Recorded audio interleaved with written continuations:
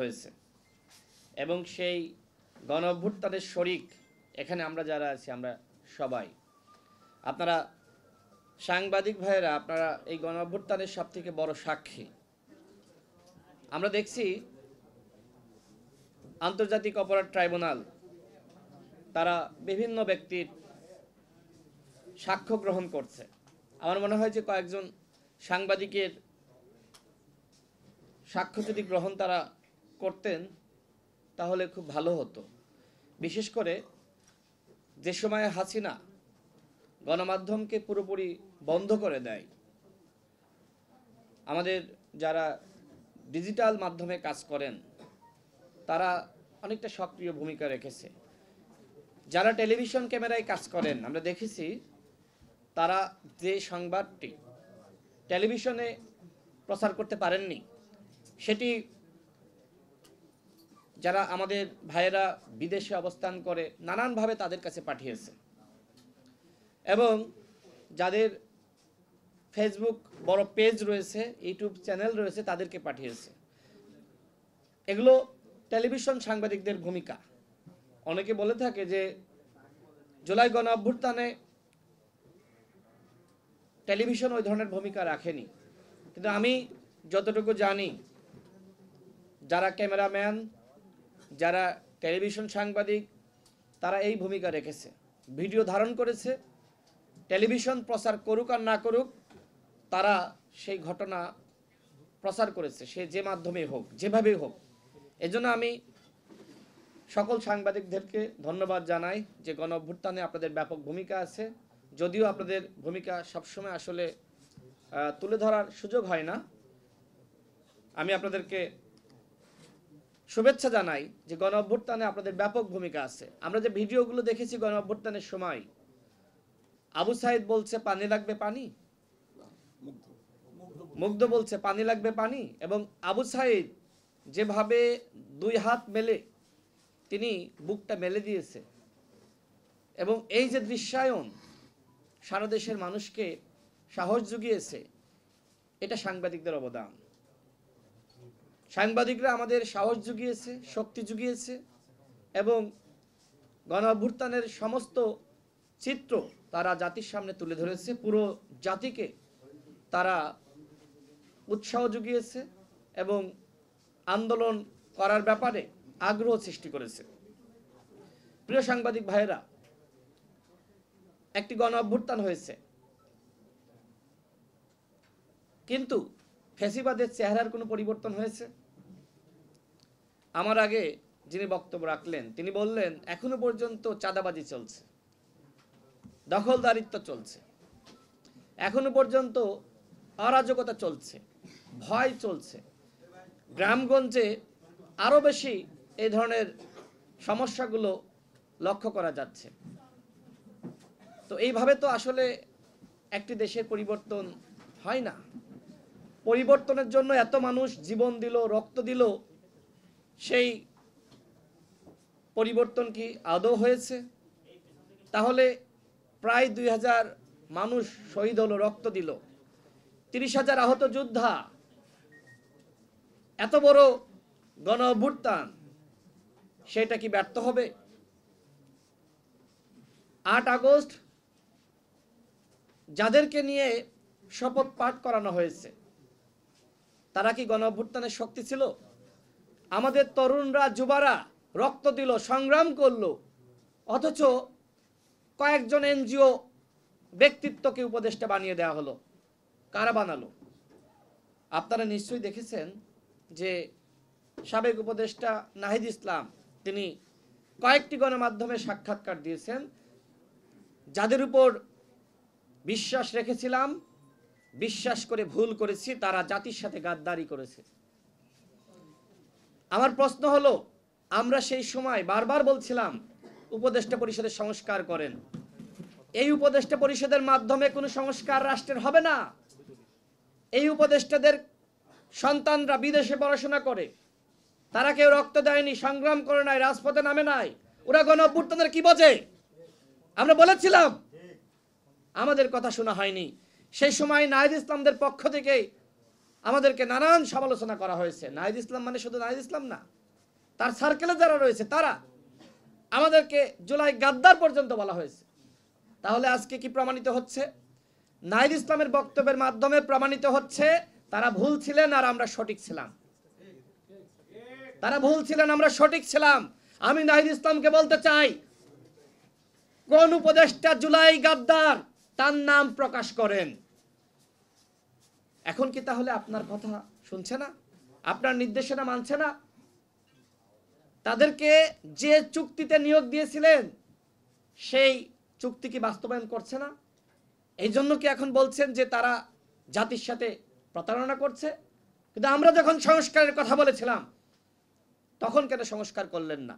আপনিও তো উপদেষ্টা ছিলেন। এদেশের জনগণ আপনার উপর দায়িত্ব দিয়েছিল যে আপনি সংস্কার করবেন, বিচার করবেন। প্রধান উপদেষ্টার পরে আপনি সব থেকে ক্ষমতাশালী ছিলেন, আপনি পদত্যাগ কেন করলেন? আজকে যে সংস্কার হচ্ছে না, এত মানুষ জীবন দিল, প্রাণ দিল, এত রক্তহানি, আমাদের কি সংস্কারের জন্য আরেকটি গণ অভ্যুত্থান করতে হবে? তাহলে কি এদেশের মানুষ 10 বছর 15 বছর পর পর শুধু জীবনই দান করে যাবে? যারা গণ অভ্যুত্থানে অংশ নেয়নি, দেখেন যে তারা তাদের দৌরাত্ম্য দেখেন। আমরা যারা এই পল্টনে আমরা একসাথে সংগ্রাম করেছি, গণতন্ত্র মঞ্চের দলগুলো, গণ অধিকার পরিষদ, এবি পার্টি, আমরা হয়তো এত বড় দল না, কিন্তু আমাদের সংগ্রামটা এত ছোট না।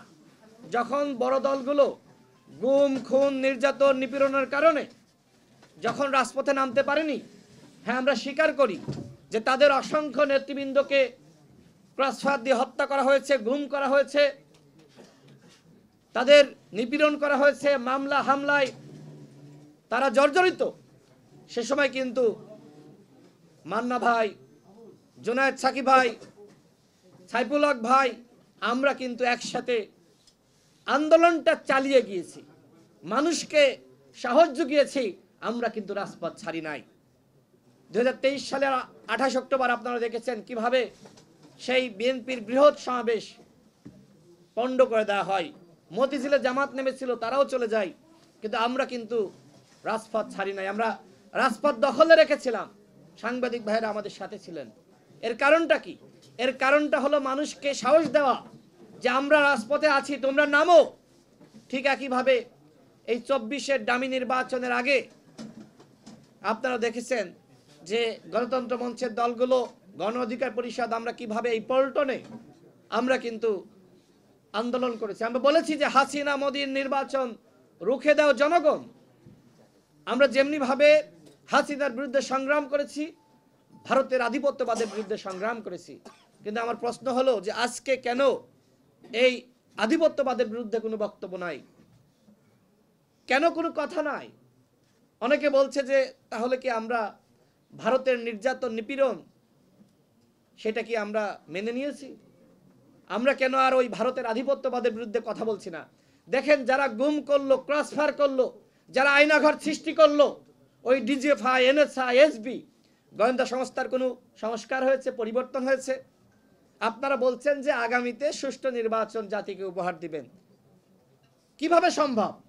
আমাদের পাশেই সচিবালয়, সেখানে তো আওয়ামী লীগের সুবিধাভোগী যারা তারা বসে রয়েছে। এই আমলাদের মাধ্যমে আপনি সুষ্ঠু নির্বাচন জাতিকে উপহার দিবেন? যারা 14 সালের নিশিরাতের নির্বাচন করেছে, 18 সালের একতরফা নির্বাচন করেছে, যারা 24 সালের ডামি নির্বাচন করেছে, ওই ডিসি, এসপি, ইউনো, সচিব, কয়জনকে আপনি শাস্তি দিয়েছেন? আপনি তো সংস্কার করতে পারেননি। সংস্কার ছাড়া আপনি বলছেন যে আপনি সুষ্ঠু নির্বাচন জাতিকে উপহার দিবেন, সেটা বাস্তবসম্মত নয়।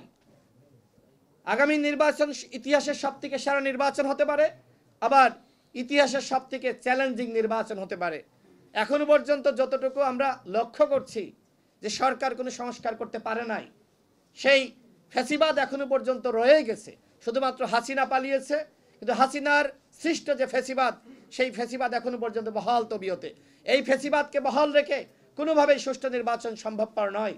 যেহেতু আমাদের সংগ্রামী নেতা মাহমুদুর রহমান মান্না ভাই এসে উপস্থিত হয়েছেন, আমি বক্তব্য দেখেছেন যে বৈঠক ছিল সেই বৈঠকে আমি ছিলাম, মান্না ভাই ছিল, আরও অনেকে ছিল। সেখানে এক ধরনের ইতিবাচক আলোচনা হয়েছে। আমরা মোটামুটি একটা জায়গায় ঐক্যমতে পৌঁছেছি, একই দিনে জাতীয় নির্বাচনের ভোট এবং জুলাই সনদ বাস্তবায়নের পক্ষে বিপক্ষে ভোট। শুধুমাত্র জামাত ইসলাম দেখলাম তারা বলছে যে নির্বাচনের আগে গণভোট। আমার প্রশ্ন হলো, এই যে মাত্র 4 থেকে 5 মাস সময় রয়েছে, এর আগে কি আসলে আলাদাভাবে গণভোট করা বাস্তবসম্মত? আমার কাছে মনে হয় না। তবে জামাত ইসলামের নেতৃবৃন্দ তারা ভিতরে যে বক্তব্য রেখেছেন সেই বক্তব্য শুনে আমার কাছে মনে হয়েছিল যে তারাও মনে হয় আমাদের মতামতের সাথে সম্মতি পোষণ করছে, কিন্তু বাইরের বক্তব্য আবার ভিন্ন রকম। অর্থাৎ জামাত ইসলামের ভিতরের নেতৃবৃন্দ যে বক্তব্য রেখেছিলেন, অ্যাডভোকেট শিশির মনির ভাই, আমরা বাইরে আবার যে নেতা বক্তব্য রাখলেন তার বক্তব্যের মাধ্যমে আমি নিজেই কনফিউশনে পড়ে গিয়েছি। ভিতরের আলোচনা অত্যন্ত ইতিবাচক ছিল। আমার কাছে মনে হয় যেহেতু ফেব্রুয়ারি মাসে নির্বাচন হবে, সরকারের পক্ষ থেকে ঘোষণা করা হয়েছে, নির্বাচন কমিশন রোডম্যাপ প্রকাশ করেছে, এক্ষেত্রে আমাদের যে আহ্বান প্রত্যেকটা দলের প্রতি যে আপনারা ছাড় দেওয়ার মানসিকতা অর্জন করেন। গতকাল যথেষ্ট ইতিবাচক আলোচনা হয়েছে, যদিও আমাদের নেতাদের যে বৈশিষ্ট্য যে টেবিলে এক ধরনের আলোচনা, বাইরে এসে গরম বক্তব্য, আমরা সেটা দেখলাম। আলী রিয়াজ স্যার নিজেও একই কথা বলেছেন, অর্থাৎ তিনি তো ভিতরে আলোচনা শুনেছেন, বাইরে নেতারা কি বলেছে তিনি শোনেননি। এই প্রেক্ষিতে তিনি বলেছেন যে মোটামুটি সবগুলো দল একই দিনে জাতীয় নির্বাচন এবং জুলাই সনদ বাস্তবায়নে গণভোট এই ব্যাপারে সম্মত হয়েছে। বাইরের আলোচনায় মানুষ আসলে বিভ্রান্ত হয়েছে। তবে আমরা যেহেতু ভিতরের আলোচনায় ছিলাম, সেখানে বিএনপি, জামাত, গণ অধিকার পরিষদ, অন্যান্য দলগুলো, গণতন্ত্র মঞ্চের দল, এনসিপি, তারা সবাই কিন্তু ছাড় দিয়েছে। কিন্তু বাইরের আলোচনা আমার কাছে অত্যন্ত বিভ্রান্তিমূলক মনে হয়েছে। আরেকটা বিষয় বলি, দেখেন এই মুহূর্তে অনেকগুলো দল তারা একসাথে নিম্নকক্ষে পেয়ার নিয়ে আন্দোলন করছে। আমি এর আগেই বলেছি যে নিম্নকক্ষে পেয়ার বাংলাদেশের বাস্তবতায় বাস্তবসম্মত নয়। কারণ যারা